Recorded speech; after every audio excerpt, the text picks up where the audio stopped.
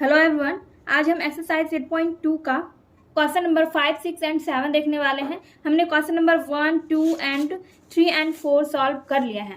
इस एक्सरसाइज का मैंने बेसिक कॉन्सेप्ट वाला वीडियो भी अपलोड किया है। आपको सारे वीडियोस प्लेलिस्ट में मिल जाएंगे एंड क्लास 8 मैथ का प्लेलिस्ट आपको इसी वीडियो के नीचे डिस्क्रिप्शन बॉक्स में मिल जाएगा, एक बार चेक कर लीजिएगा। एंड अगर आप लोग क्लास 8 का इंग्लिश भी स्टार्टिंग से पढ़ना चाहते हैं तो मेरे सेकंड चैनल को ज्वाइन कर सकते हैं। मेरे सेकंड चैनल का लिंक भी आपको इसी वीडियो के नीचे मिल जाएगा। क्लास 8 इंग्लिश का चैप्टर 1 कंप्लीट वीडियो अपलोड हो चुका है, आप लोग चाहे तो देख सकते हैं। सेट इंग्लिश का चैप्टर 1 का वीडियो भी आपको इसी वीडियो के नीचे डिस्क्रिप्शन बॉक्स में मिल जाएगा, तो प्लीज डिस्क्रिप्शन बॉक्स चेक करना मत भूलिएगा। चलिए स्टार्ट करते हैं क्वेश्चन नंबर 5 से। क्वेश्चन नंबर 5 में कह रहा है कि एक दुकानदार एक जोड़ी जूते पर 1250 यानी 1250 रुपए मूल्य अंकित करके ग्राहक को खरीदने पर 20% की छूट देता है। छूट देने के बाद भी दुकानदार को 25% का लाभ प्राप्त होता है, तो जूते का क्रय मूल्य क्या है? तो हमें निकालना क्या है? हमें निकालना है जूते का क्रय मूल्य। ठीक है, तो 1250 रुपया अंकित मूल्य है। जूते पर अंकित मूल्य कितना है? 1250 रुपया। लेकिन वो ग्राहकों को, दुकानदार जो है वो ग्राहक को छूट देता है 20%, फिर भी उसको 25% का लाभ होता है। तो जूते का क्रय मूल्य क्या था, मतलब उसका असली मूल्य क्या था? अंकित मूल्य तो 1250 रुपया, यानी कि जूते पर लिखा हुआ मूल्य था 1250 रुपया, लेकिन दुकानदार उस पर भी 20% की छूट देता है और फिर भी वह 25% का लाभ प्राप्त करता है। क्रय मूल्य हमें ज्ञात करना है। चलिए देखते हैं इस क्वेश्चन को। क्वेश्चन में जो भी दिया गया था उसको हमने लिख लिया है। अंकित मूल्य दिया गया था 1250 रुपया, छूट या बट्टा दिया गया था 20% और लाभ 25%। ठीक है, क्वेश्चन में ये कहा गया कि अंकित मूल्य 1250 रुपया है और ग्राहकों को वो छूट देता है 20%, लेकिन इसमें ये नहीं बताया गया है कि वो ग्राहक को जूता कितने रुपए में बेचता है। ठीक है, तो सबसे पहले हमें विक्रय मूल्य निकालना होगा। तो विक्रय मूल्य निकालने का क्या सूत्र होता है? विक्रय मूल्य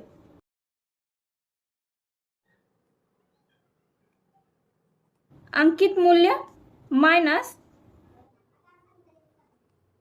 बट्टा, अंकित मूल्य माइनस बट्टा। तो विक्रय मूल्य निकालने का सूत्र होता है अंकित मूल्य माइनस बट्टा, लेकिन यहाँ पर बट्टा जो ये प्रतिशत में है, तो इसको पहले हम क्या करेंगे? इसको हम रुपए में कर लेंगे। रुपए में कैसे करेंगे? यहाँ पर अंकित मूल्य है 1250 और बट्टा है 20%, तो यहाँ पर हम क्या लिखेंगे?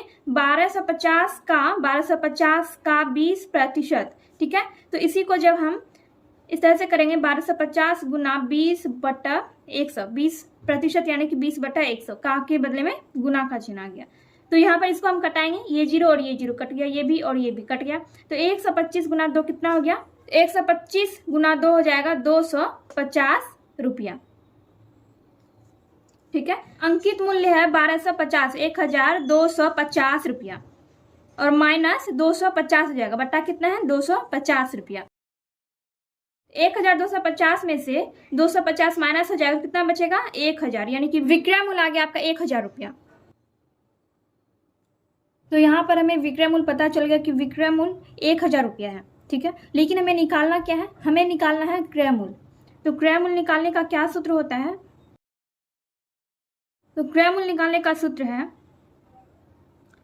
विक्रय मूल्य गुना 100 बटा 100 जोड़ लाभ प्रतिशत। ठीक है, इस तरह से हम लिख सकते हैं, या फिर इस तरह से भी आप लिख सकते हैं 100 बटा 100 प्लस लाभ प्रतिशत गुना विक्रय मूल्य, यानी कि विक्रय मूल्य को इस तरफ लिखें या फिर इस तरफ। ठीक है, तो यहाँ पर क्रय मूल्य को निकालने का यही वाला फॉर्मूला लगेगा। हमें विक्रय मूल्य मालूम है, विक्रय मूल्य कितना है? 1000 रुपये है, तो यहाँ पर हम 1000 लिखेंगे, फिर यहाँ पर देंगे गुना, फिर 100 की जगह पे 100, फिर 100 प्लस लाभ प्रतिशत कितना है? 25% है, तो 25 देंगे यहाँ पर। फिर इसको सॉल्व करेंगे, साइड में हम लोग कर लेते हैं, तो यहाँ पर हो जाएगा कितना? 1000 गुना 100 बटा 125, 100 प्लस 25, 125 हो गया। 100 प्लस 25 कितना हो गया? 125। अब इसको क्या करेंगे? हम इसको कटाएंगे, इसको हम 5 से कटाते हैं। देखिए 5 दूनी 10, 5 है 25, फिर यहाँ पर 5 दूनी 10। अब यहाँ पर 1000 को 25 से कटा देंगे तो कितना हो जाएगा? 40 हो जाएगा। ठीक है, तो अब हम इन दोनों को गुना कर देंगे, 40 गुना 20 कितना हो जाएगा आपका? 800 रुपया। तो 800 रुपया क्या आ गया? 800 रुपया आ गया आपका क्रय मूल्य। क्रय मूल्य हो गया आपका 800 रुपया, तो यहाँ पर हम लिख देंगे क्रय मूल्य कितना आ गया? 800 रुपया। यही हो गया आपका आंसर, आ गया 800 रुपया। आई होप आपको समझ में आ गया होगा। 6 नंबर में है सोहन द्वारा डिपार्टमेंटल स्टोर से खरीदी गई सामग्री का बिल निम्नानुसार है। बिल की कुल राशि ज्ञात कीजिए। ठीक है, तो ये जो है यहाँ पर बिल दिया गया है, सामग्री का नाम, जो जो चीजें उसने खरीदी सोहन ने, वो चीजों का नाम दिया गया है, और सामान का मूल्य कितना था वो दिया गया है, और उस पर कर कितना था वो भी दिया गया है, और बिक्री कर को हमें रुपए में यहाँ पर ज्ञात करना है, क्योंकि यहाँ पर बिक्री कर प्रतिशत में दिया गया है, तो इसको हम रुपए में ज्ञात करेंगे। फिर हम बिल की कुल राशि ज्ञात करेंगे। ठीक है, तो पहले हम बिक्री कर को रुपए में बना लेते हैं, उसके बाद हम बिल की कुल राशि ज्ञात करेंगे। चलिए देखते हैं। यहाँ पर मैंने सबको लिख लिया है। ये है सामग्री का नाम, और ये आपको दिया गया है सामान का मूल्य, और यहाँ पर बिक्री कर, और यहाँ पर आपको निकालना है बिक्री कर रुपए में। तो कैसे निकालेंगे? सामान का मूल्य है 250 और बिक्री कर है 4%, तो यहाँ पर हम क्या करेंगे, 250 का 4% कर देंगे, तो 250 गुना 4/100।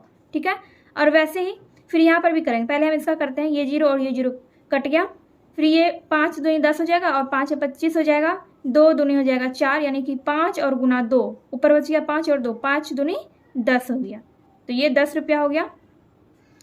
फिर यहाँ पे 300 है, तो मूल्य 300 है, सामान का मूल्य 300 और बिक्री कर है 10%, तो 300 का 10%, 10/100, तो ये 0 और ये 0 कट गया, फिर ये भी कट गया, फिर 30 गुना 1 30 ही होगा, 30 रुपये। फिर यहाँ पर है 260, सामान का मूल्य 260 और बिक्री कर 5%, तो 5/100 हो जाएगा, ये 0 और ये 0 कट गया, 5 दूनी 10, फिर 2 एकम 2 और 2 तिया 6, यहाँ पर 13 रुपया हो जाएगा। फिर यहाँ है 60 रुपये, सामान का मूल्य 60 रुपये और बिक्री कर कितना है, बिक्री कर है 2%, तो 60 का 2%, 2/100 हो जाएगा, ये 0 और ये 0 कट गया, फिर 2 पंचे 10, तो आपका कितना आ गया, 6/5। जब आप 6 में 5 से भाग देंगे, 5 एकम 5, फिर ये पॉइंट, 5 दूनी 10, 1.2 आ जाएगा, 1.2 रुपये। ठीक है, तो टोटल आ गया आपका, बिक्री कर रुपए में आ गया आपका यहाँ पर। अब हमें ज्ञात करना है बिल का कुल राशि, यानी कि कुल बिल उसका कितना हुआ। तो यहाँ है सामान का मूल्य, और यहाँ पर हमने बिक्री कर को रुपए में ज्ञात कर लिया है, तो हम दोनों को क्या करेंगे, ऐड कर देंगे। ठीक है, यानी कि उसने जितने में सामान खरीदा था और जो उस पर कर लगा था, उन दोनों को हम ऐड कर जाएंगे।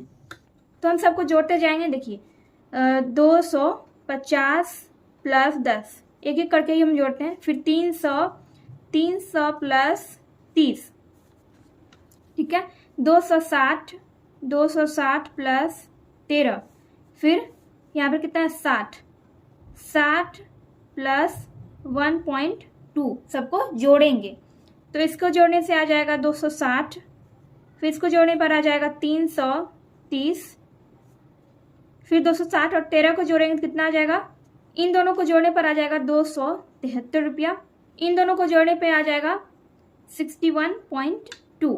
ठीक है, जब आप इसको जोड़ेंगे तो आपका टोटल आ जाएगा 924.20, 924.20 आ जाएगा। ठीक है, ये कुल आ जाएगा आपका। देखिए इसको जोड़ना कैसे है, पहले यहाँ पर जो दिया गया उसको लिखेंगे, 260 है, 330 है, 273 है, और फिर कितना है 61.2। यहाँ पर देखिए ये पॉइंट वाला है, तो इसको हम कैसे लिखेंगे, इस तरह से लिखेंगे, 61 यहाँ पर और 0.2 इधर हो जाएगा।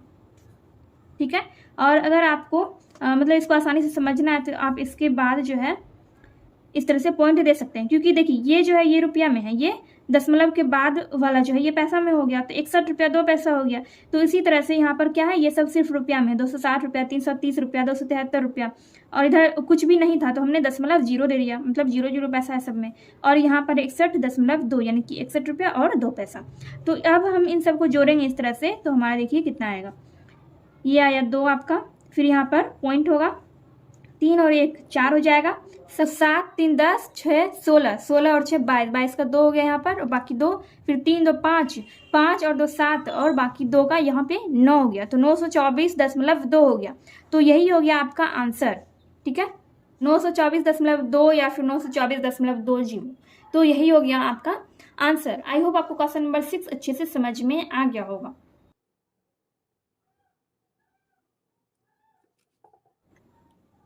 क्वेश्चन नंबर 7 में यहाँ पर कह रहा है राखी को 250 रुपए मूल्य की खेल सामग्री तथा 220 रुपए मूल्य के चमड़े का बैग क्रमशः 6% और 12% बिक्री कर देकर खरीदना पड़ा हो तो बतलाइए उसने कुल कितने रुपए चुकाए।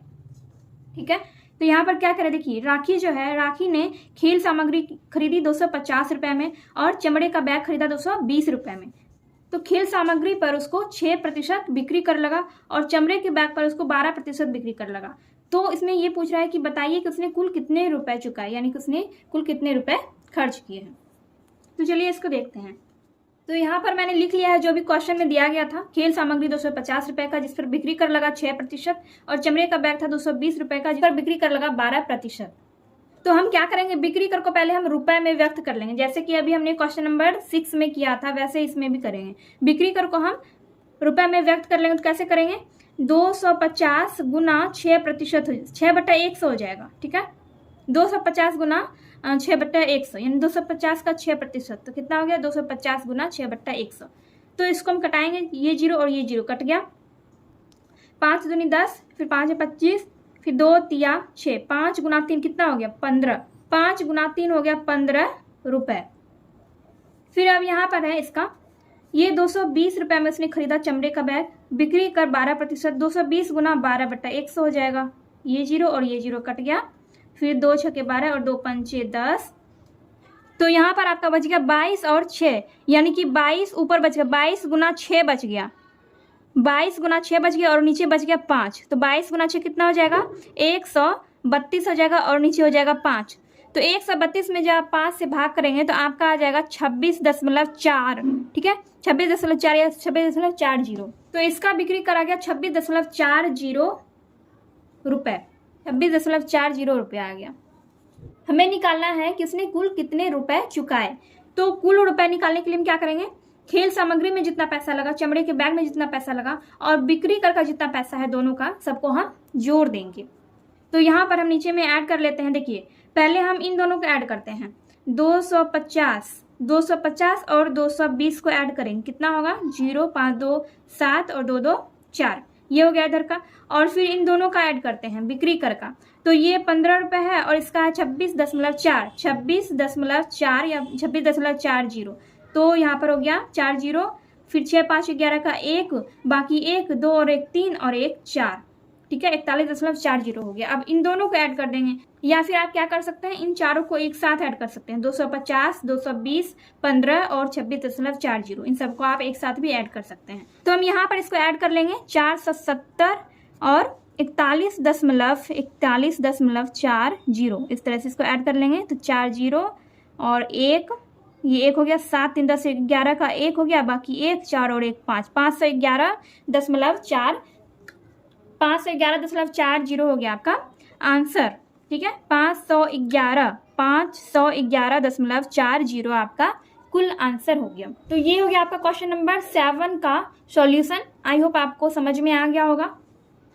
तो यहाँ पर आपका एक्सरसाइज 8.2 कंप्लीट होता है एंड नेक्स्ट वीडियो में हम लोग नेक्स्ट एक्सरसाइज देखेंगे। एंड ये वीडियो अगर आपको थोड़ी सी भी हेल्पफुल लगी हो तो प्लीज़ वीडियो को लाइक कीजिए, कमेंट कीजिए एंड अपने दोस्तों के साथ वीडियो को शेयर कीजिए।